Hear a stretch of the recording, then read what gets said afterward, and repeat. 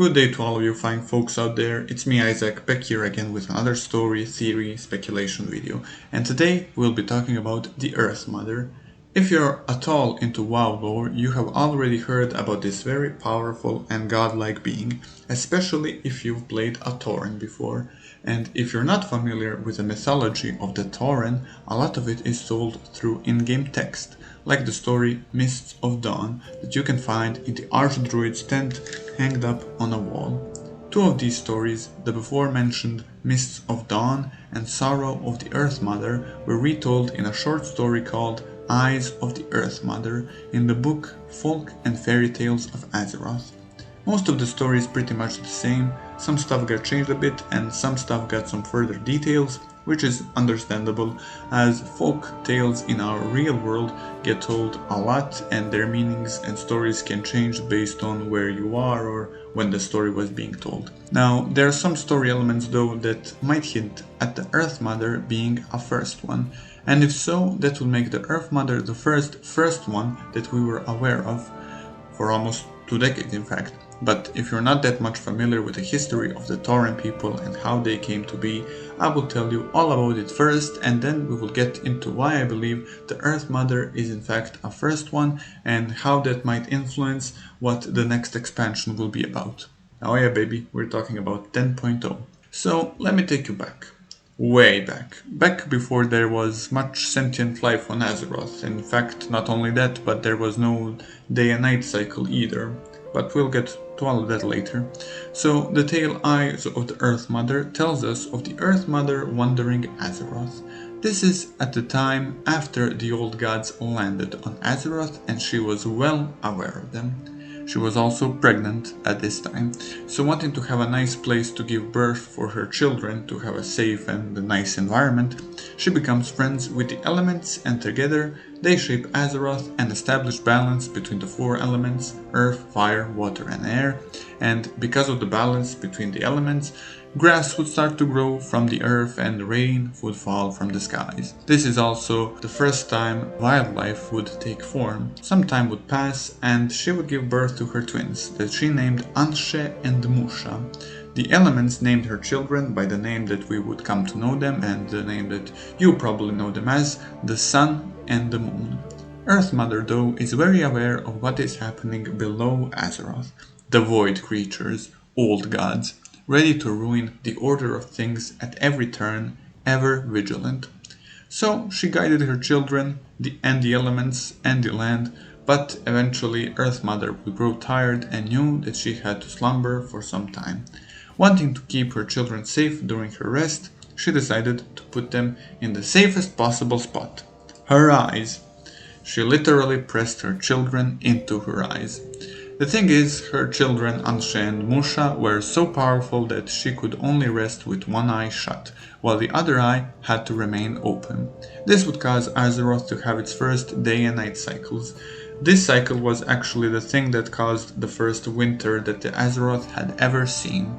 And this new season had come, she taught her children to guide the elements during this time, which the twins easily learned, which made her so happy. And because of this happiness, the next time she went to sleep, she lay across the land so that the sound of her beating heart would be heard deep in the earth and saturating it with what she called the Song of Life.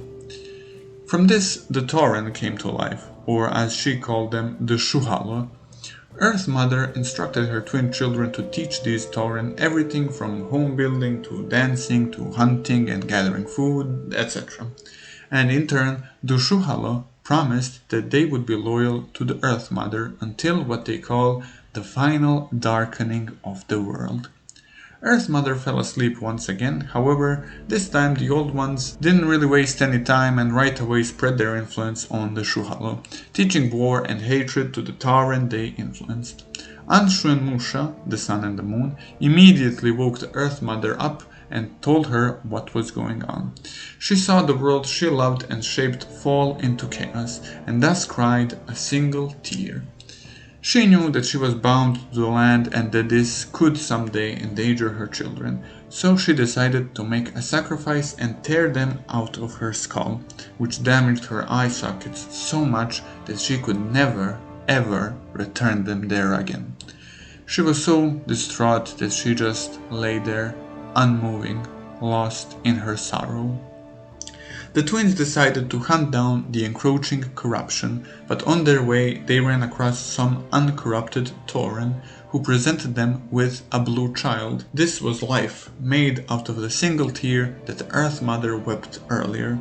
But before more could be said, the shadows attacked them, and during this battle, Anshe, or the sun, sustained a harsh wound.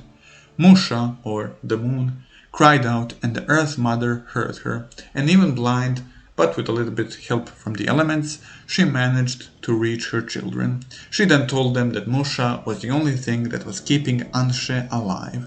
The Tauren presented life that became of her tear, and she would name this child Losho.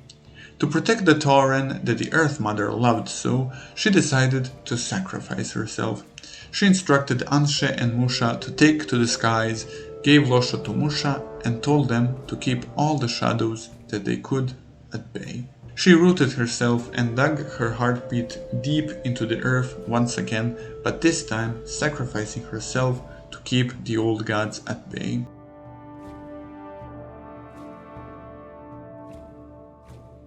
Musha, the moon, is in fact Elune. We know this.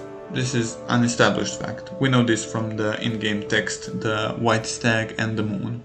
It tells us the story of how Musha fell in love with a great stag called Aparo, who the Tauren were hunting. She fell in love with him, he fell in love with her, she saved his life, and together they had a child that they named Cenarius. From Night Elf mythology, we know that Cenarius' father is called Malorn, so Aparo and Malorn are in fact one and the same. And we also know from the Night Elves that Elune gave birth to Cenarius, so this would make Musha and Elune one and the same. So the Tauren are the worshippers of the Earth Mother, while the Night Elves worship one of her children, Musha. What we also know is that Elune is a sister to the Winter Queen, and it was also confirmed that Elune belongs in the pantheon of life by the Primus himself in the Chains of Domination storyline, which is something I don't really get seen talked about a lot, but here I will show you what they're talking about. Look. The Winter Queen is bound to her counterpart in the realms of life. Together, they embody the balance of the great cycle. So obviously the familiar relations transcend the pantheons, as the Winter Queen belongs to the pantheon of death. This would also mean that the Winter Queen was also birthed by what the Tauren call the Earth Mother, since Elune and Winter Queen are sisters, and Elune is a child to the Earth Mother. So maybe when the Earth Mother sacrificed herself, she went to the realms of death, and this is where she gave birth to the Winter Queen later on at some point. The reason why I put an emphasis on this is that we should remember that Anshe is a brother to Elune, actually a twin brother to Elune, thus meaning that he is a brother to the Winter Queen as well. But I don't think Anshe belongs in the pantheon of life. I say this because the Blood Elves worship the sun, and the Sunwalker Tauren also worship the sun. And what power do they wield? Well, they wield the power of the light. So by this logic, Anshe probably belongs in the pantheon of light. So we know that there must be at least 4 children of the Earth Mother: Elune, Anshe, Winter Queen, and Losho. I like to also add that there could be a possibility that Losho and the Winter Queen are one and the same, as we don't really have a clue who Losho is, and because Losho lives every century and a half or so, but always returns to her sister for an event called the Embrace. So maybe she leaves for the Shadowlands and visits her sister from time to time, and maybe, just maybe, Losho could be Ionar from the Pantheon of Order, but I think that's kinda stretching it a bit. If Earth Mother's children all belong in all sorts of different pantheons and she created them, then she must be a first one, no? Otherwise, what else could she be? She's definitely not in some pantheon, no, she's definitely a first one. What could have happened to her and the other first ones is a question for an entirely another video though, but I believe that it's clear that she is one of the first ones. There's also a myth that seems to suggest that Losho is actually Musha or Elune's daughter, but I think this is false for one reason. The same myth talks about the moon getting angry when Losho left, and because of this, she would get her anger out on the denizens of Azeroth, and humans are also specifically mentioned in this myth.